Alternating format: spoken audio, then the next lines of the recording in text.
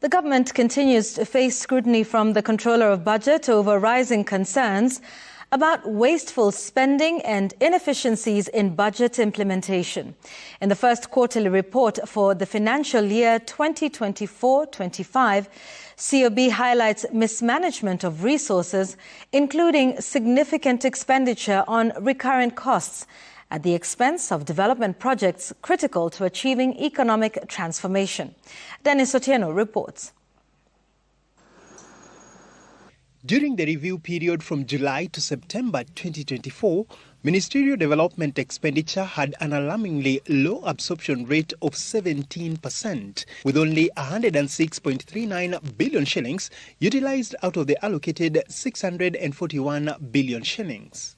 At the point at which we were preparing the budget for 24-25, there was a lot of hope, and many of the MDAs had very ambitious budgets in terms of development. Now, of course, the development was pegged on the revenues that we expected, including the borrowing that we were going to make. But when the finance bill collapsed, the story changed. And so you will find a lot of those projects that had been started already by the ministries stalled somewhere along the line. In contrast, recurrent expenditure consumed 358.5 billion shillings, representing an absorption rate of 23% of the budget. The report also flagged high spending on non-essential areas like travel at 3.58 billion shillings and specialized supplies at 2.21 billion shillings, raising questions about prudent resource allocation. Meanwhile, significant development priorities such as construction and civil works and specialized equipment both accounted for just 10% of gross development expenditure, further highlighting the skewed focus of government spending. Travel is one area which we can reduce comfortably without losing much.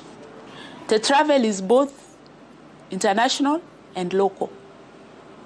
If you went to Naivasha on any one day, you'll find a lot of government departments in hotels doing conferencing. And this takes quite a lot of money. Another area is hospitality. And hospitality is closely related, but this is expenditure in the offices. The Controller of Budget identified several systemic issues undermining budget implementation, including delays in releasing funds, lack of adherence to approved plans, and poor financial reporting by ministries, departments, and agencies. The Controller of Budget also urges the government to rein in wasteful spending by prioritizing impactful development initiatives over recurrent expenses. Dennis Otieno, Citizen TV.